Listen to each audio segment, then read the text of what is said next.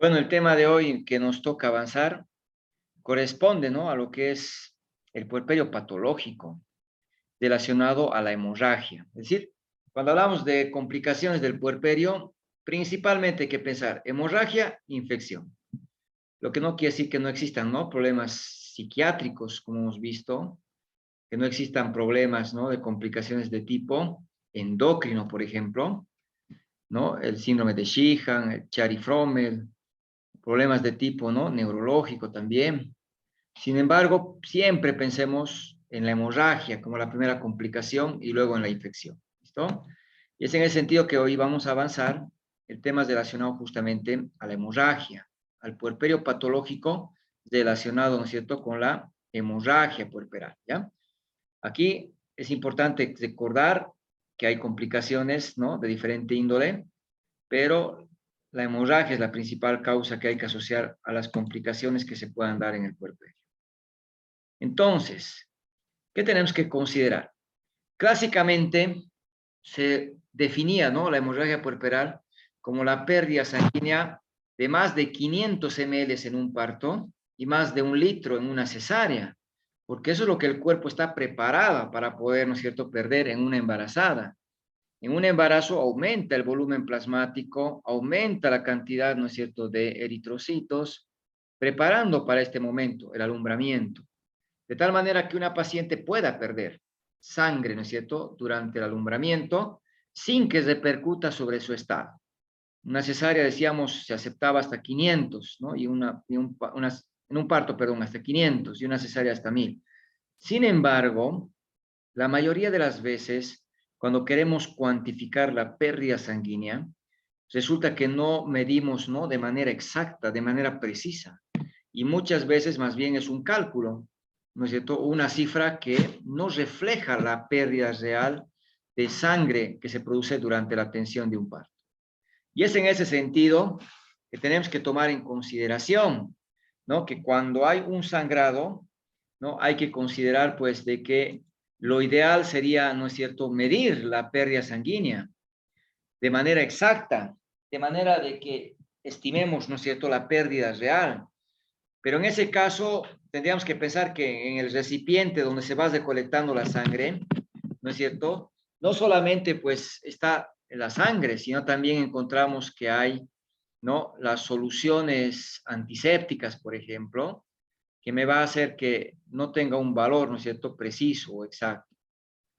O bien, cuando se realiza la cesárea, por ejemplo, muchas veces estamos valorando, estamos midiendo la sangre que está en el tubo de aspiración, pero no vemos la sangre que está en el campo operatorio, ¿no? En las compresas, en los apósitos, por ejemplo, o en el campo operatorio como tal, ¿no? En los campos quirúrgicos. Y es así que seguramente si queremos cuantificar, tendríamos que estimar más o menos, ¿no?, cuánto equivale cada compresa manchada con sangre, cada compresa embebida de sangre, ¿no?, que es distinto. Una riñonera más o menos puede corresponder, ¿no?, a una pérdida sanguínea de medio litro. Un paño, ¿no?, puede corresponder cuando está manchado a 100 ml, pero si está empapado, si está embebido de sangre, incluso hasta 300 ml, ¿no? Entonces es distinta la cantidad de sangre que podemos considerar dependiendo, ¿no?, cómo está manchado, ¿no es cierto?, cada uno de los elementos que vamos a controlar. Una compresa, por ejemplo, manchada con sangre puede tener 150 ml, pero si está bien empapada, si está bien embebida de sangre, pues hasta 1 litro, ¿no? Hasta 1 litro. Y eso hace que cantidad de las pacientes subestimamos, ¿no es cierto? Hacemos un valor por debajo de lo real cuando hablamos de la pérdida sanguínea, ¿no? Y esto hace que tendríamos que contar gasas, apósitos, compresas, ¿no?, cuántas riñoneras, cuánto en el tubo de aspiración, y eso nos retarda, demora, ¿no es cierto?, la pérdida sanguínea. Y bueno, se buscaba un parámetro más objetivo, el hematocrito. Y si reduce, ¿no es cierto?, el hematocrito más de 10 puntos desde su ingreso hasta después del parto o de la cesárea, ¿no?, pues hablábamos de hemorragia puerperal. Pero cuando una paciente sangra, vamos a tener un fenómeno, que hay una hemoconcentración y que no va a expresarse, ¿no es cierto?, el hematocrito no va a expresar el valor real que tiene la paciente. o bien le sobrecargamos de líquidos y más bien le hemodiluimos. Y si le pido un hematocrito, resulta que el valor pues no me va a ser el real, ¿no? Entonces, si queremos un valor real de la hemoglobina hematocrito después de una hemorragia, tendría que hacerlo a los 48 horas, ¿no? Y eso hace que no puedo esperar 2 días para saber si la paciente está o no está con una hemorragia puerperal. Por tanto, resulta poco práctico, ¿no es cierto? Esa manera de definir hemorragia puerperal. Actualmente, para hablar de hemorragia puerperal, tenemos esta definición, ¿ya? Es cualquier pérdida hemática que provoque inestabilidad hemodinámica. ¿A qué me refiero con inestabilidad hemodinámica? Que la paciente tenga alteración del estado de conciencia, que esté mareada, que esté somnolienta, letárgica, que esté inconsciente, que la frecuencia cardíaca aumente, que haya taquicardia, que haya una hipotensión, que haya, ¿no? Datos clínicos de la redistribución del flujo sanguíneo a nivel de los tejidos periféricos, la piel, donde la piel entonces va a estar pálida, va a estar fría, va a estar, ¿no es cierto?, diaforética, con un llenado capilar retardado, ¿no es cierto?, más de 3 segundos. Eso sobre todo orientados a que hay una vasoconstricción periférica, tratando de que la sangre, ¿no es cierto?, se vaya hacia órganos nobles que no toleran la hipoxia, como es el corazón, como es el cerebro, como es el riñón y las suprarrenales. Entonces, podemos encontrar esos datos clínicos y ya nos imaginamos que la paciente ha perdido más sangre de la que estaba preparada, ¿no es cierto? Una embarazada, si sangra, compensa por ese aumento de volumen que tiene durante el embarazo. Pero si tiene toda esta clínica, quiere decir que ha perdido más de lo que debía, más de lo que podía compensar, ¿no?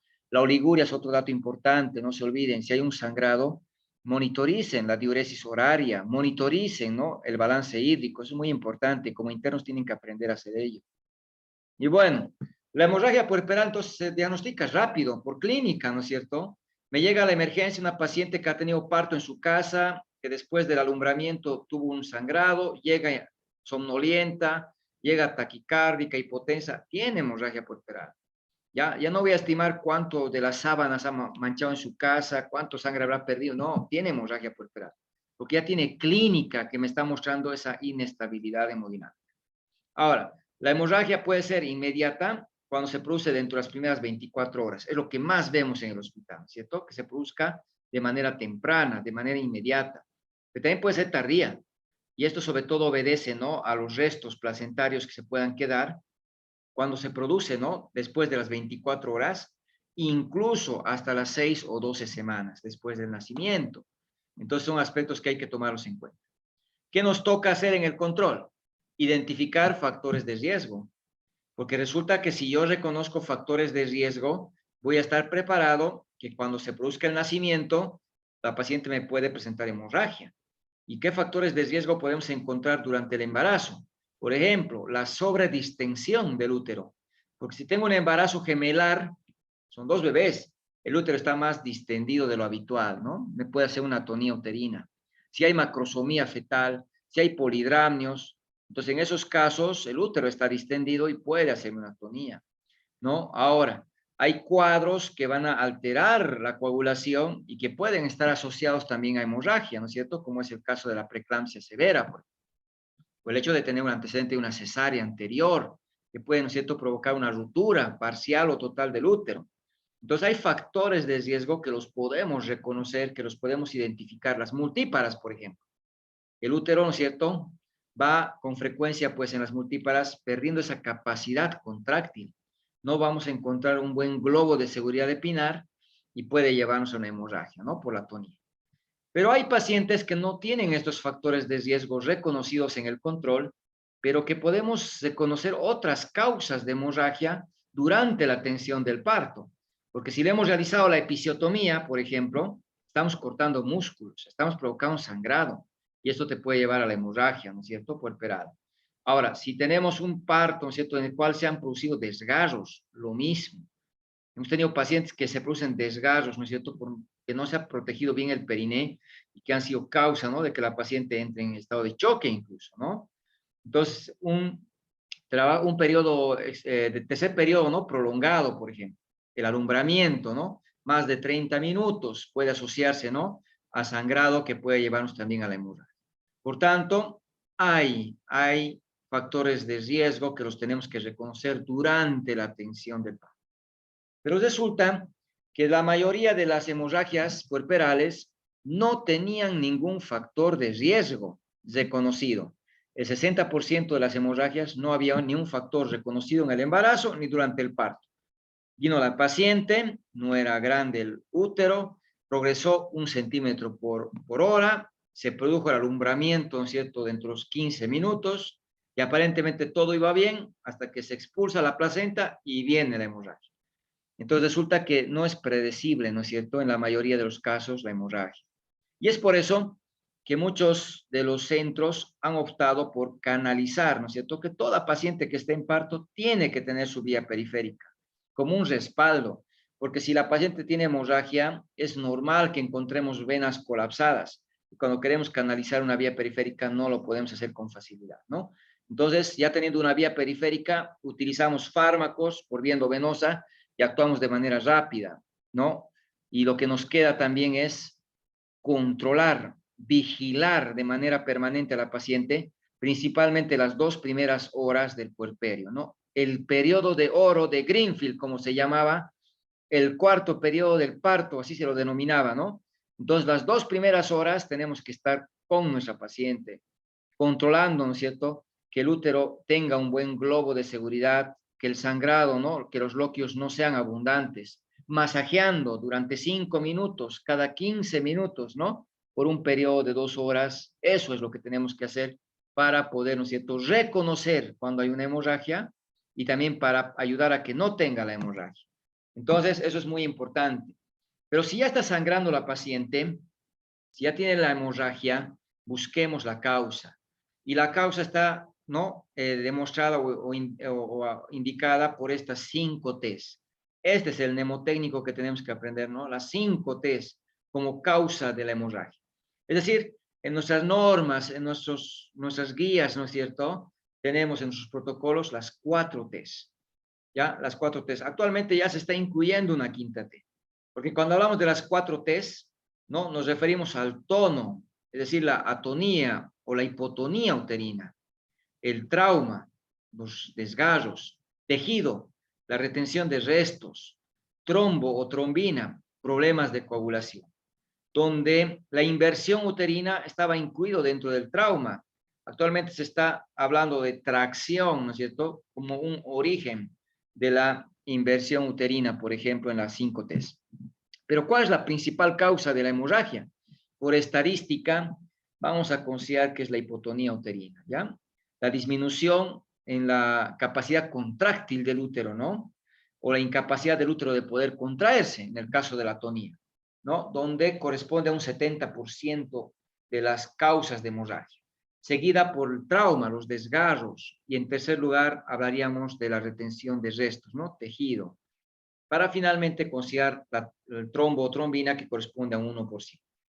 Ahora, este porcentaje lo tienen que aprender porque esto, en función de la estadística, me ayuda a reconocer que cuando tengo una hemorragia puerperal busco primero la atonía y hay que controlar ese útero, hay que tocar el globo de seguridad espinal, porque si el útero, ¿no es cierto?, está bien contraído y hay un buen tono, no puedo pensar en atonía, tengo que pensar en la siguiente T, trauma, y hay que revisar el canal del parto buscando desgarros.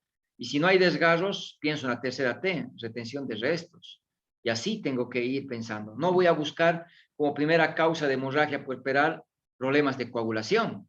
Para nada. Primero pensemos en las más frecuentes. El 2011, en Bolivia se hizo un estudio donde se detectaba que la principal causa de hemorragia puerperal era la retención de restos. Entonces, tenemos un estudio que va contra la estadística, ¿no?, local e internacional, porque en todos los diferentes estudios nos hablan de estos valores. Sin embargo, un estudio habría que ver, ¿no es cierto?, qué más acontece en los diferentes centros y ver realmente si es la primera causa, ¿no? Por lo cual, me quedo con la estadística inicial, pensando primero en el tono, ¿no?, como una primera causa de hemorragia, luego el trauma o desgarro, luego los restos y luego problemas de coagulación. y vamos a pensar después en la inversión del útero, ¿no?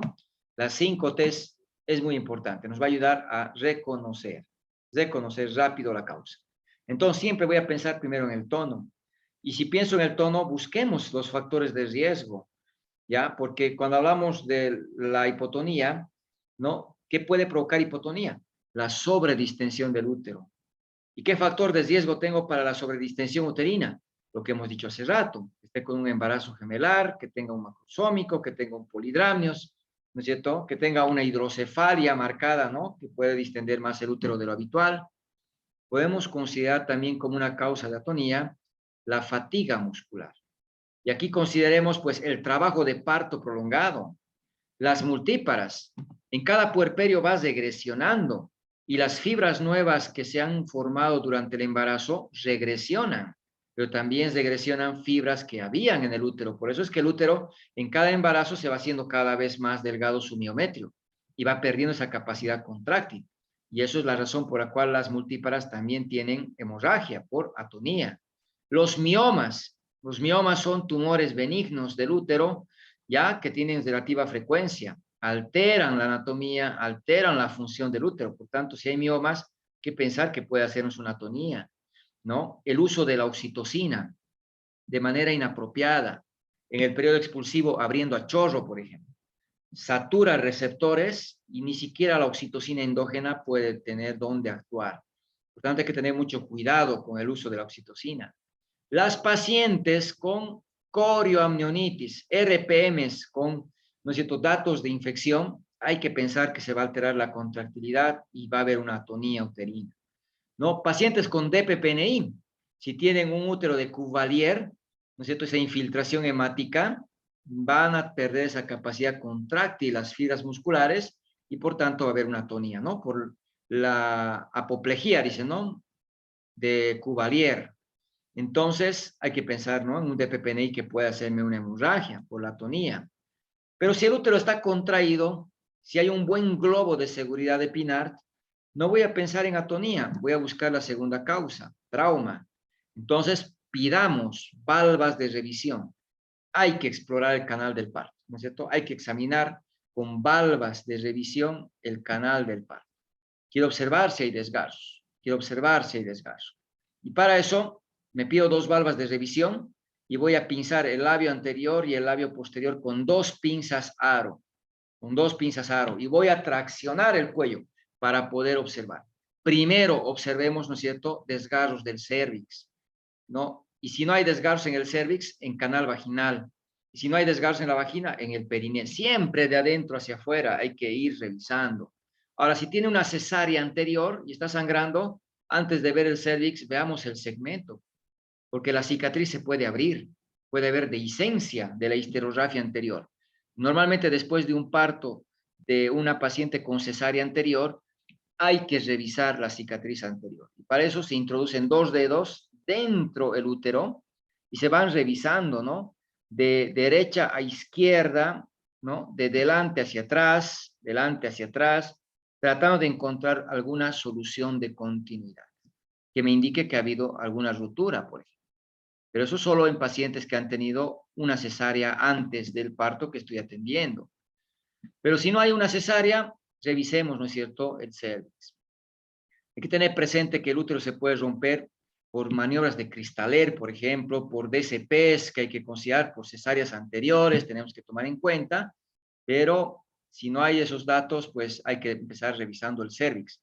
Y el cérvix hay que revisarlo como si fuera un reloj, ¿no es cierto? Lo vamos a revisar como si fuera un reloj. Entonces, vamos a pinzar con la aro, siempre primero, ¿no es cierto?, el labio anterior y el labio posterior, más o menos como si fuera un reloj. Ahora es 12 y ahora 6. Vamos a pinzar y traccionamos. Y vamos a observar, ¿no es cierto?, si hay sangrado de la cavidad o del cérvix. Porque si es del cérvix, lo voy a poder visualizar, ¿no? Ahora, si me resulta difícil reconocer al principio, suelto pues la pinza que está en el labio posterior, la suelto, y no es cierto, y voy a retomar el cérvix y tracciono observando si hay algún desgarro. Suelto una pinza ¿no? En este caso la que está a horas 12 y la voy a ir desplazando. Si se dan cuenta, las pinzas las vamos a ir moviendo y las vamos a ir rotando, siguiendo las agujas del reloj, ¿no? Y la muevo y tracciono para ver si hay desgarro en medio, ¿no? La muevo esta y la voy a colocar aquí arriba y voy a observar, ¿no? Si hay desgarro, tracciono. Como estamos observando, por ejemplo, aquí en la imagen, ¿no? A horas 9, como si fuera un reloj, he dicho, ¿no? A horas 9, estamos observando justamente de esa manera. Hasta rotar todo el cervix y reconocer si hay o no hay algún desgarro, ¿no? Ahora, eso es importante, poder reconocer si hay un desgarro en el cervix, solo después de haber descartado la tonía, ¿ya? Porque puede haber diferentes causas, ¿no? Para el trauma, para la ruptura del útero, por ejemplo, un transverso, por ejemplo, las cesáreas anteriores, ¿no? Hay que tomar en cuenta, ¿no? Aquí está una paciente que se ha hecho cristaler, por ejemplo, ¿no? Se ha hecho un hematoma, se ha roto el útero, y al final tuvo que entrar a hacer una laparotomía, porque la maniobra de cristaler tiene ese riesgo, ¿no? De romper útero. Pero bueno, si no hay esos antecedentes, vamos a pensar en el cervix y hay que revisar como hemos indicado. Aquí estamos a horas 9, ¿no? Normalmente, ¿dónde es frecuente los desgarros? A horas 3, a horas 9, a nivel de las comisuras del cervix. Ahí tenemos que darle mayor interés, ¿no? Y hay que tratar de ver, no hay que tratar, hay que buscar, ¿no es cierto?, hasta dónde llega el desgarro. Tenemos que ver hasta dónde llega el desgarro. En este caso, si yo puedo ver el desgarro, ¿no es cierto?, veo el ángulo del desgarro, entonces puedo reparar, ¿no? Con puntos anclados continuos con un hilo absorbible, el catgut, cromado 2 ceros, el mismo que utilizamos en las episiografias, ¿no? 5 milímetros por arriba, un punto, anudamos y empezamos a hacer puntos anclados continuos, ¿ya? No sueltos, sino continuos hay que hacer si está con sangrado activo, ¿no? Y siempre y cuando vea el ángulo. Porque si no veo el ángulo, porque el ángulo se ha corrido hasta adentro, y llega hasta la cúpula vaginal y se pierde en la cúpula vaginal, entonces lo más recomendado es no suturar desde abajo, porque al poner puntos a ciegas, podemos poner puntos en la arteria uterina o dañar otras estructuras. No se hace puntos, no se coloca puntos a ciegas. ¿Qué tengo que hacer? Entrar a una laparotomía, ¿no? Operar, para seguramente pues ver la magnitud del desgarro y pensar que pueda terminar en histerectomía, ¿no? Hay que ver hasta dónde llega el desgarro del cervix. Una técnica que se nos recomienda para poder entrar a la cirugía o para poder referir es la técnica de SEA. Si yo no veo el ángulo del desgarro, porque se está perdiendo en la cúpula, porque es profundo, que es grande el desgarro, ¿no es cierto? Y se ha entrado hasta adentro, entonces mal voy a poder suturar desde abajo. ¿Qué tengo que hacer? Una laparotomía. En este caso, lo que vamos a hacer es, con 2 pinzas aro, ¿no? Labio anterior, labio posterior, traccionamos para descender lo más que se pueda al útero, y con otras pinzas aro curvas, vamos entrando de manera transversal, tratando de dirigir hacia la cúpula. ¿Para qué? Para, bueno, para ligar, sino para comprimir, ¿no es cierto?, a la arteria uterina o a la cérvico-vaginal, que probablemente es la arteria que está sangrando, ¿no? Es la técnica de SEA. Colocamos las 2 aros entonces de manera transversal, tratando de pinzar los vasos sangrantes. Es una pinza Roma, ¿no? Y luego soltamos la que estaba en el labio anterior, labio posterior, y me quedo con las 2 pinzas ahí. Y se ingresa al quirófano. De tal manera que por lo menos en el prequirúrgico, en el momento de la anestesia y la cirugía, hayamos atenuado la pérdida hemática, ¿no? No hemos solucionado el desgarro, pero hemos disminuido la pérdida sanguínea. Si no hay un desgarro en el cervix, hay que revisar canal vaginal, hay que revisar perineo. Lo último que se ve es el perineo, ¿no? Y si hay un desgarro vaginal o perineal, hay que clasificarlo. Hay 4 grados del desgarro. Primer grado, cuando afecta la mucosa o afecta la piel o afecta a ambos. Solo se recomienda suturar cuando está sangrando. Segundo grado, cuando además de la mucosa compromete el músculo. Ya es la mayoría de los casos de desgarros que se observan, ¿no? Porque no se protegieron bien el perineo. Tercer grado, mucosa, piel, muscular, pero llega hasta el esfínter anal externo. Y cuarto grado, compromete hasta la mucosa rectal. Es decir, está uniéndose la vagina con el recto. Tanto el tercer grado como el cuarto grado hay que reconocerlos. ¿Por qué? Porque necesita una rafia, ¿no? Por la especialidad. Entonces, ¿quién es el más perito, el más idóneo para poder reparar? Pues el cirujano, sin desmerecer al obstetra, sino que siempre decimos el trabajo tiene que ser multidisciplinario. Hay que reparar bien la mucosa rectal, hay que reparar el esfínter anal de manera adecuada, porque si se repara de manera inapropiada puede ser causa, ¿no?, de estenosis, por ejemplo, a nivel del ano, puede ser causa de fístula, puede ser causa, ¿no es cierto?, de incontinencia fecal. Entonces hay que tener muy presente eso. En un primer nivel, si me tocó atender un parto, se me desgarró, primer grado lo puedo reparar, segundo grado lo puedo reparar, el tercer grado y cuarto grado hay que mandar al segundo nivel para que el cirujano junto al obstetra lo podamos solucionar. Siempre, ¿no? Zapateo a tus zapatos. Ya, si bien nosotros no podemos reparar, por ejemplo, el esfínter, lo hacemos en algunos casos donde no tenemos el apoyo, ¿no?, del cirujano, pero consideremos, ¿no?, que puede haber complicaciones y como el tema judicial, porque hay mucha demanda, hay muchos procesos que van, ¿no?, los familiares sometiendo por diferentes eventos que puedan suscitarse, es mejor siempre respaldarse y atender como se debe, ¿no? Entonces, el tema de reparar el esfínter es fundamental, con un hilo de absorción lenta, el Vicryl, ¿no? 90 días tarda en absorberse, entonces da tiempo a que el esfínter anal pueda, ¿no es cierto?, cicatrizar y poder mantener funcionalidad, ¿no? Y luego, después de que se repare el esfínter y la mucosa, pues nosotros reparamos el plano muscular, luego el plano mucoso y luego la piel, ¿no?, para terminar la atención de la paciente. Entonces, es importante una buena valoración. Es una paciente que nos ha tocado ver, ¿no?, que se atendió en el hospital y que, bueno, pues es difícil creer, ¿no?, de que haya desgarros de esta magnitud en un hospital, ¿no?, donde estamos atendiendo profesionales, pues, junto a los internos y residentes. De ahí radica la importancia. Hay que aprender a atender un parto, hay que aprender a proteger el perineo. Y ahí parece un desgarro de tercer, cuarto grado, mandatorio tacto rectal. Y ahí puedo ver que el esfínter anal externo está desgarrado y no así la mucosa, ¿no? Entonces, es un desgarro de tercer grado. Ahí se tendrá que reparar, ¿no es cierto? Primero el esfínter, luego el plano muscular, y luego empezamos con la mucosa, puntos de aproximación del músculo y la piel, ¿no?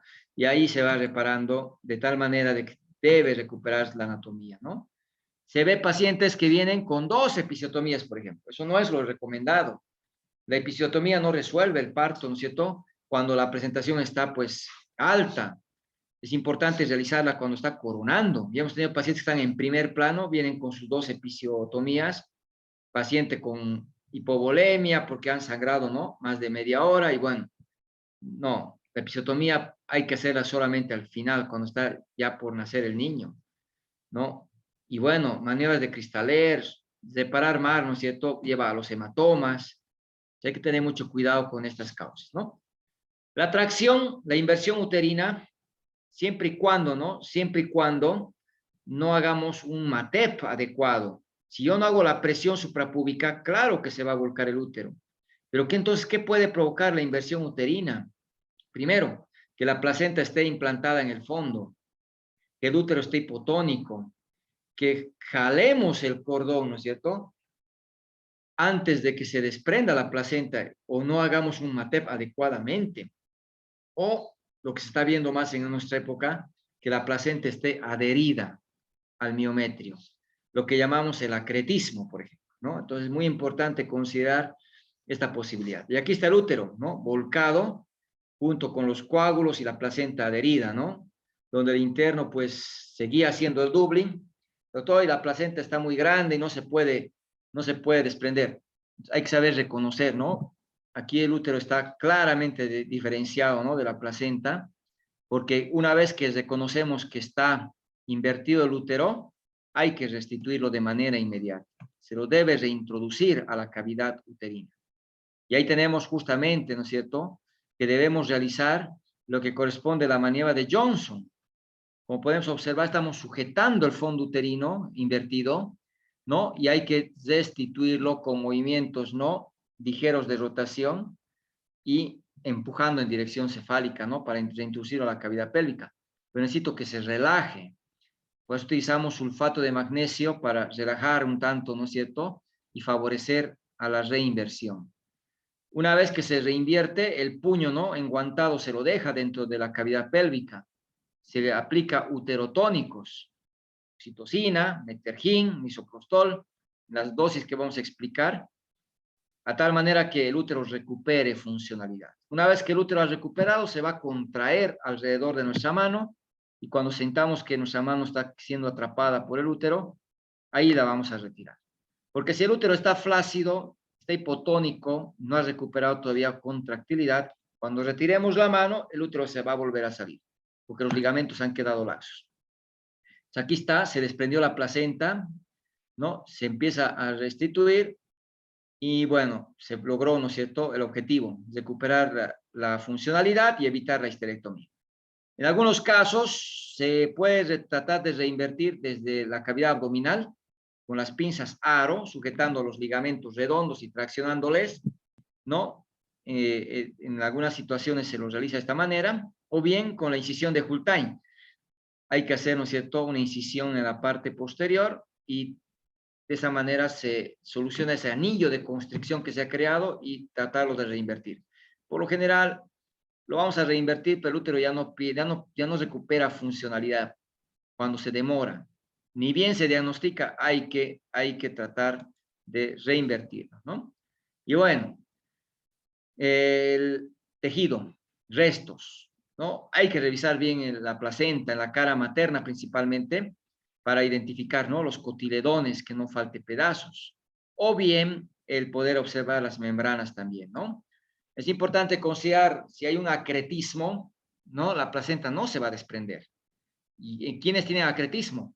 Pacientes con cesáreas anteriores, pacientes con abortos. Por tanto, hay que tener mucho cuidado con esas pacientes. Hay que pedirles ecografía Doppler para ver riesgo de acretismo antes de atenderlas.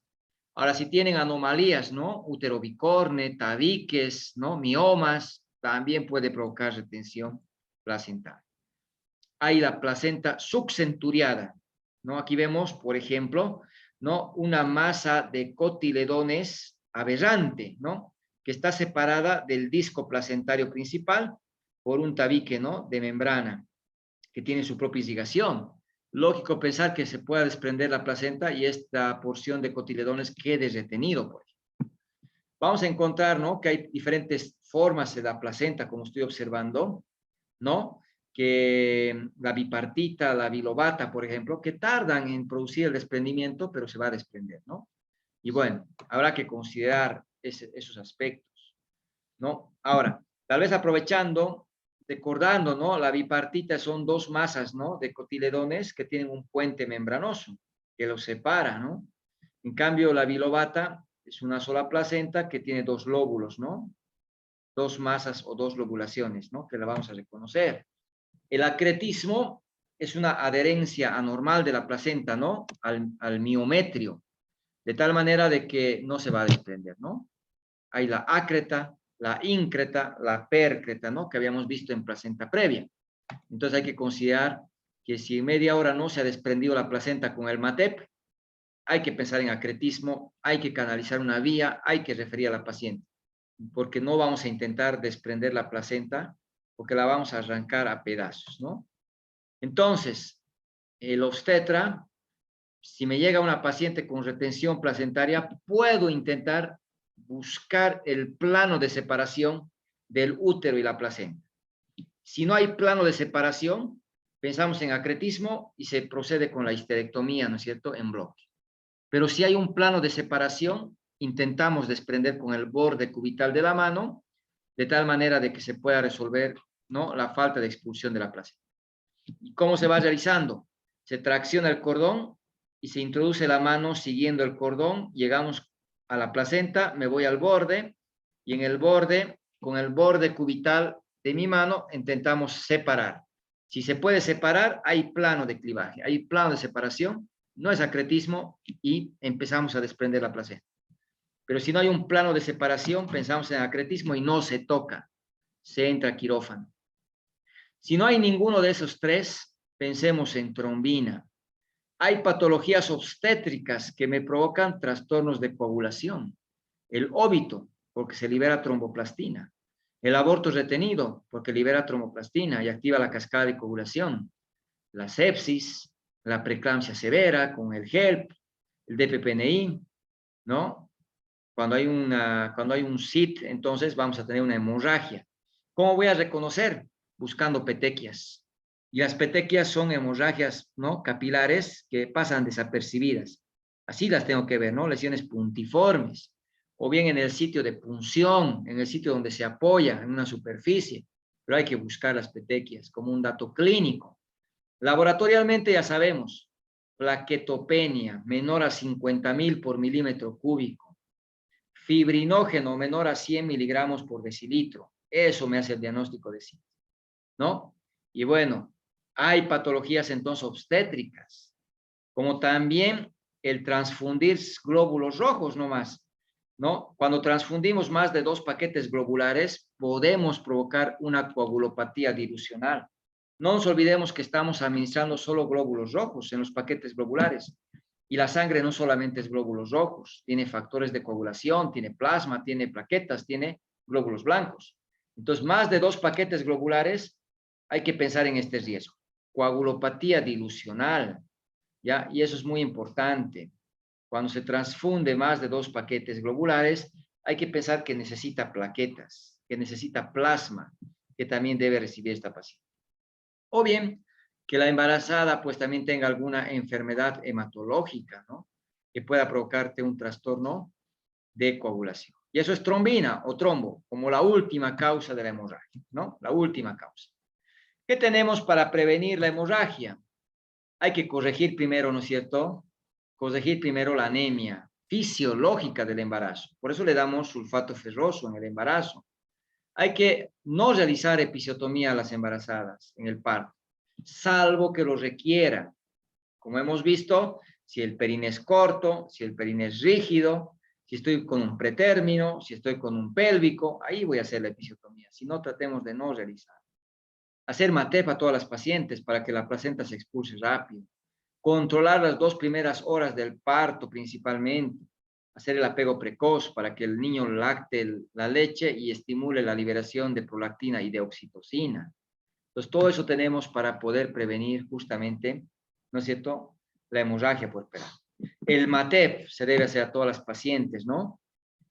Aplicar 10 unidades de oxitocina intramuscular cuando se está desprendiendo los hombros, realizar la tracción del cordón, la presión suprapúbica para que no se invierta el útero y luego hacer el masaje durante 5 minutos cada 15 minutos, ya por un periodo de 2 horas, ¿no? Eso es muy importante.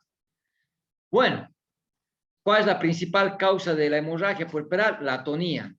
Entonces lo que tengo que hacer es reconocer la atonía. Y la atonía la voy a reconocer porque no hay un buen globo de seguridad de Pinart.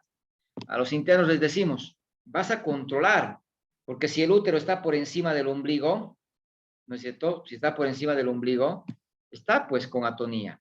Si está blando, si no está, ¿no es cierto?, contraído ese útero, está con atonía. Seguramente tendrá loquios hemáticos, seguramente estará con taquicardia, hipotensión, palidez, todos los datos clínicos de hemorragia. Pero para reconocer la atonía, el útero no tiene que estar con el globo de seguridad de Pinart. Y ahí tenemos que actuar. Hay medidas generales, farmacológicas y quirúrgicas que vamos a recomendar. Empecemos con las medidas farmacológicas para poder sistematizar. Oxitocina, primera línea. Hay que aprender el protocolo. Para este examen final me van a aprender, ¿no es cierto? Me van a aprender las dosis y el protocolo que estamos presentando el día de hoy, porque esto tienen que manejar y dominar, porque si les toca ir a campo y atender un parto y tienen una atonía, tienen que manejar bien los fármacos. Y la oxitocina ya es lo principal que tienen que saber utilizar, ¿no? Muchas veces llegamos al internado y no sabemos ni qué es la oxitocina. La oxitocina es una hormona, ¿no es cierto?, que se produce en el hipotálamo y se almacena en la neurohipófisis, ¿no? Es un nonapéptido. Entonces, junto a la vasopresina, se produce en el núcleo supraóptico, en el núcleo paraventricular. ¿Y qué me interesa en obstetricia? Que se va a liberar de la neurohipófisis y va a provocar contracción del útero. Y va a provocar, ¿no es cierto?, contracción en las células mioepiteliales en la mama, que va a ayudar a la salida de la leche. Entonces, me va a ayudar en la lactancia, sí, pero también va a ayudar al útero a que se contraiga y ayude a que la placenta se desprenda, ayude a que el útero no sangre. Por tanto, hay que conocerla bien. Vienen ampollas de 5 y de 10 unidades. Ya, generalmente la oxitocina es termolábil, se inactiva en el calor, en la temperatura ambiente se inactiva. Hay que refrigerarla, no congelarla, refrigerarla. Hay que mantener la oxitocina en un refrigerador a 2 a 8 grados centígrados para que no se inactive. No pasa que muchas veces tenemos la oxitocina en las gavetas, en las cajitas, utilizamos y no tiene efecto porque se ha inactivado, ¿no es cierto?, el fármaco. Entonces, tiene una vida media corta, se depura rápida del organismo. Dura 5 minutos cuando aplicamos intramuscular y 15 por vía endovenosa. Su vida media es de 5 a 15 minutos. Esto van a aprender. 5 por vía intramuscular, 15 por vía endovenosa. ¿Ya? Entonces, ¿cuál me conviene? Aplicar por vía endovenosa, en goteo. ¿Ya? Hay que tener mucho cuidado con la oxitocina. No le puedo aplicar mucha dosis, porque cuando la aplicamos en alta dosis, provoca edema agudo de pulmón, porque retiene líquido. Y le voy a complicar a mi paciente. Puedo matar a mi paciente incluso si utilizo inadecuadamente la oxitocina, ¿no? Y si le aplico muy rápido, porque como está sangrando, le agarraré una jeringa y le aplicaré rápido.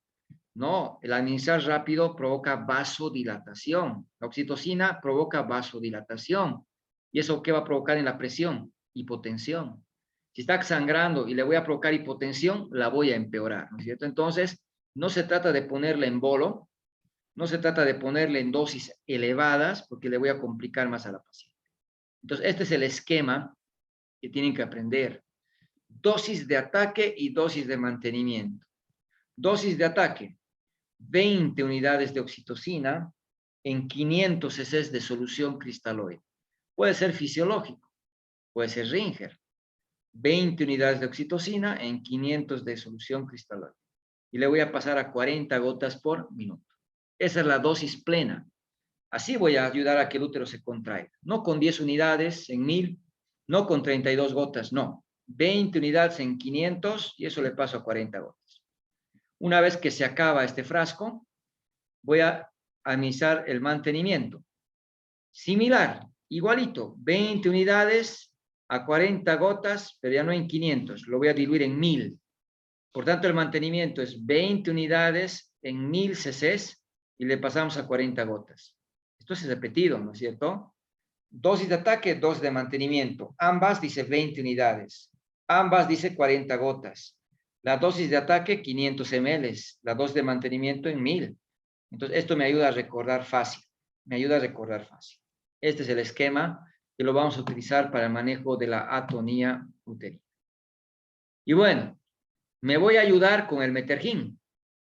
La ergometrina o metergin es un derivado del cornezuelo de centeno que va a ayudar a que el útero se contraiga. La oxitocina provoca una contracción fisiológica. Contrae, relaja. Contrae, relaja. El metergin provoca una contracción sostenida. El útero tiene una contracción tónica. Se contrae, ¿no es cierto? Y no va a relajar como la oxitocina de manera alterna. Entonces, el metergin es una de las mejores opciones que tenemos en el puerperio. ¿Ya? El único cuidado que hay que tener presente es que no debo administrar a hipertensos, nada más. Entonces, la oxitocina y el metergin se tienen que refrigerar. Igualito el metergin, 2 a 8 grados centígrados en un refrigerador junto a la oxitocina, así no se inactiva. Y vamos a aplicar, ¿no es cierto?, una ampolla. Las ampollas vienen de 0,2 miligramos, ¿ya? Vienen de 0,2 miligramos. También vienen comprimidos. No voy a utilizar comprimidos en una hemorragia puerperal, voy a usar una ampolla. Le voy a aplicar intramuscular para que el efecto sea más duradero y pueda tener un efecto, ¿no es cierto?, adecuado para que se contraiga el útero. Generalmente con una dosis de oxitocina, de metergin, perdón, y el goteo de oxitocina, controlamos con las medidas no farmacológicas la atonía. ¿ya? Entonces podemos utilizarlas juntos, ¿no? Oxitocina por goteo y el Metergin intramuscular. Ahora, si estuviera en un centro lejano, la paciente sigue sangrando, no puedo aumentar más oxitocina, pero sí puedo repetir el Metergin. Y la segunda dosis la voy a aplicar a los 15 a 20 minutos. 15 a 20 minutos, la segunda dosis de Metergin intramuscular. Si he controlado, con eso es suficiente. O podría repetir también, cada 4 horas, 3 dosis más. Pero eso generalmente no lo hacemos. Generalmente una sola dosis la aplicamos.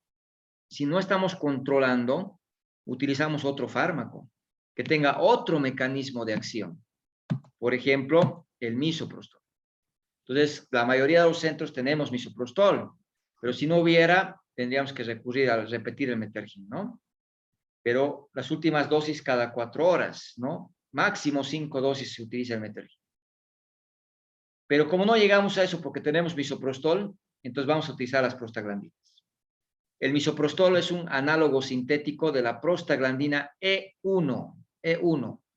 Hay la prostaglandina E2, la dinoprostona, hay la F2 alfa, que no tenemos en nuestro medio. Tenemos la E1. Vienen comprimidos de 200 microgramos, porque se introdujeron en el mercado para poder tratar problemas gástricos. Luego vimos en obstetricia que se podría utilizar en la especialidad y actualmente se utiliza de ampliamente en nuestra especialidad. ¿Qué tenemos que recordar? Por vía sublingual o vía rectal en la hemorragia puerperal. No por vía vaginal, porque los coágulos, la sangre va a eliminar el comprimido. 600 a 800 microgramos, o sea, 4 comprimidos. 4 comprimidos. Ya sea por vía sublingual, que coloque debajo de la lengua, o por vía rectal. Ya, las dos son buenas vías. Lo que sí hay que pensar que con esta dosis, por vía sublingual, provoca fiebre. Es un efecto secundario común, la hipertermia. Por tanto, no hay que asustarse. No es que la paciente se esté complicando, sino que tenemos una paciente que está teniendo efectos secundarios por el uso del fármaco. Entonces, esa hipertermia hay que controlarla con medios físicos nada más. ¿Ya?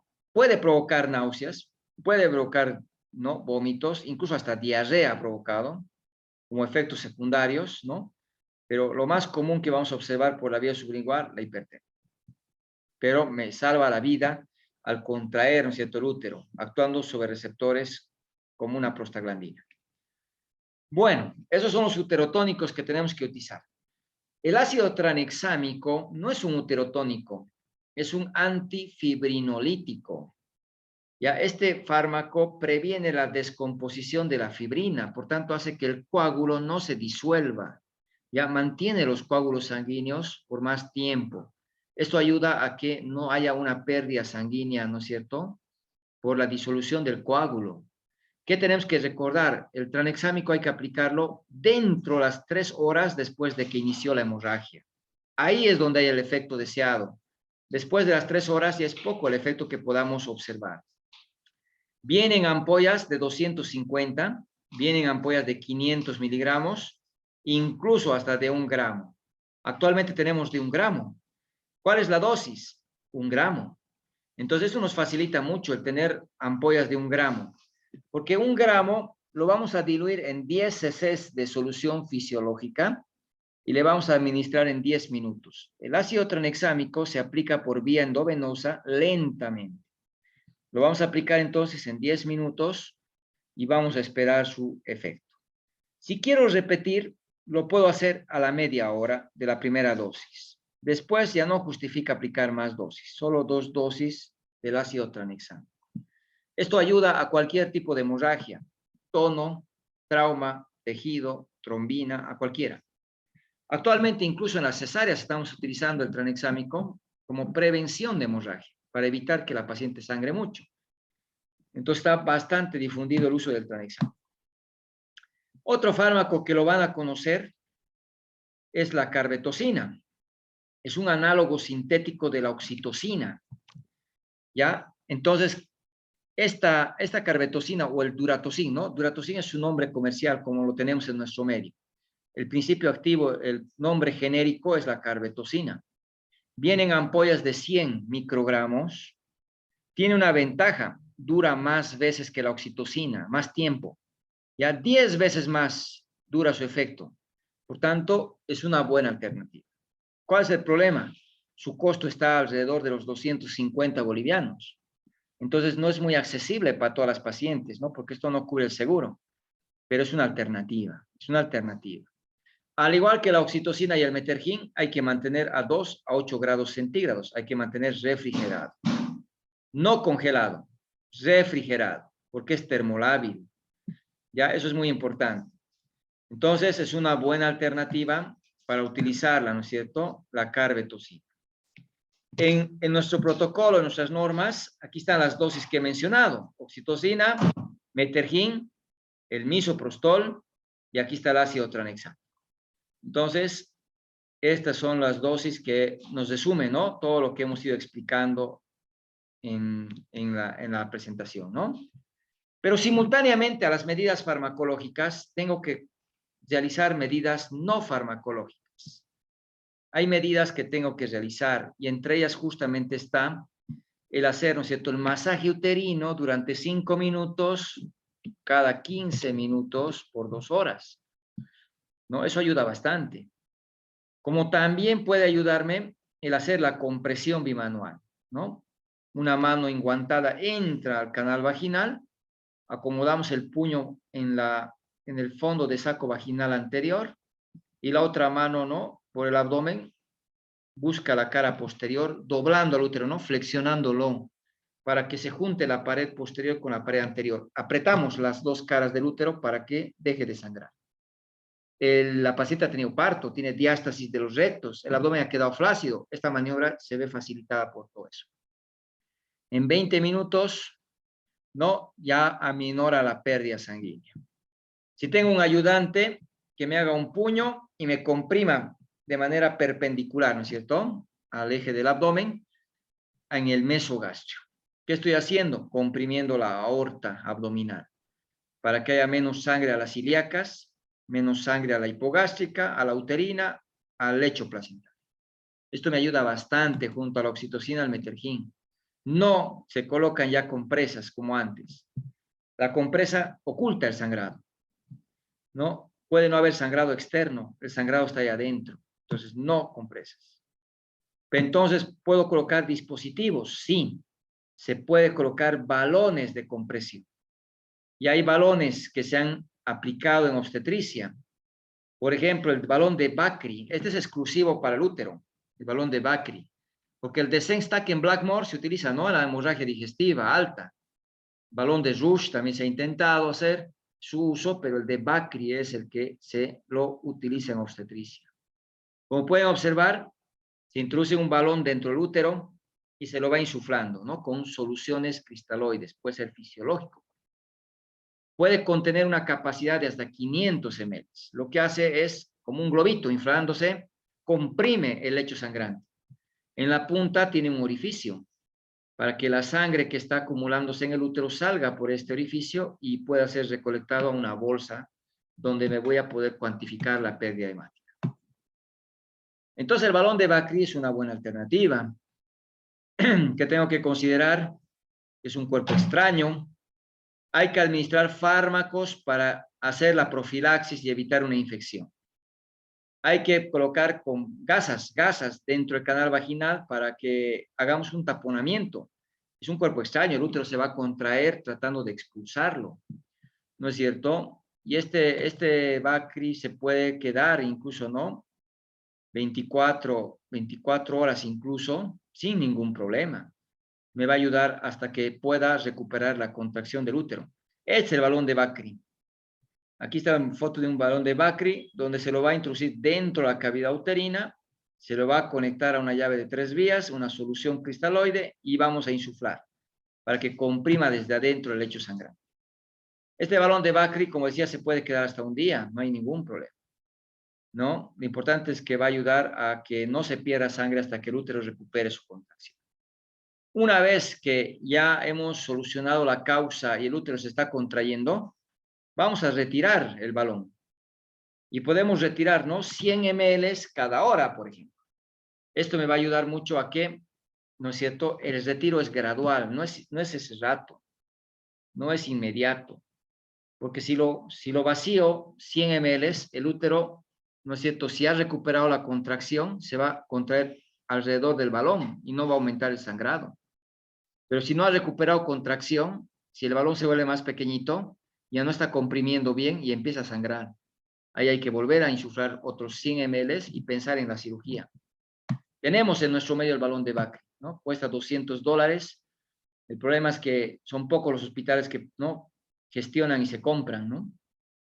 Entonces, ¿qué tenemos que hacer? Improvisar.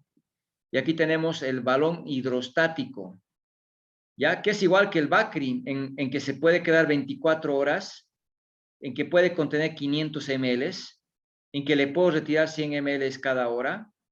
Es igual que el Bakri, ¿no? Pero ¿qué necesito? Pues una sonda Foley, necesito preservativo, seda, necesito un espéculo o valvas, necesito pinza aro, necesito, ¿no es cierto?, un equipo de venoclisis. Actualmente así es como se lo arma el balón hidrostático. Una sonda Foley, anudamos en la punta un preservativo o dos, como estamos viendo, hay dos preservativos aquí. A 10 centímetros de la punta, ¿no? Se anuda con seda, hay que anudar con seda, y se conecta la sonda Foley al equipo de venoclisis. Se introduce, ¿no es cierto?, el preservativo dentro del útero y se insufla. Se abre el equipo de venoclisis, puede contener hasta 500 ml. Ayuda a comprimir el lecho sangrante.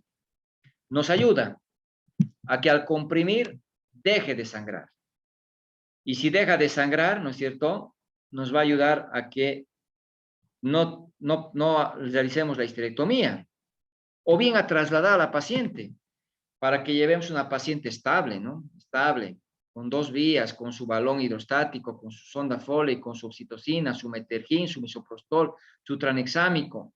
Eso es lo que tenemos que hacer para poder referir. No es agarrar una vía y correr 100 por hora y a ver si la paciente llega viva. No, hay que estabilizarla y hay que mandarla rápido con las medidas que hemos dicho. Porque si el útero no está bien contraído, decidimos entrar al quirófano, aquí está un útero, ¿no?, hipotónico. Entonces lo que se hace son los puntos de Belinch. La aplicatura de Belinch es hacer nudos que dan vueltas al útero, comprimiendo su pared anterior con la pared posterior, ¿ya? De tal manera de que así el útero está comprimido, ¿no es cierto?, y pequeño por los hilos que están ajustando y nos ayudan, ¿no es cierto?, a evitar que se termine realizando la histerectomía. Si es una primigesta, quiere conservar su deseo de fertilidad, pues liguemos las arterias uterinas.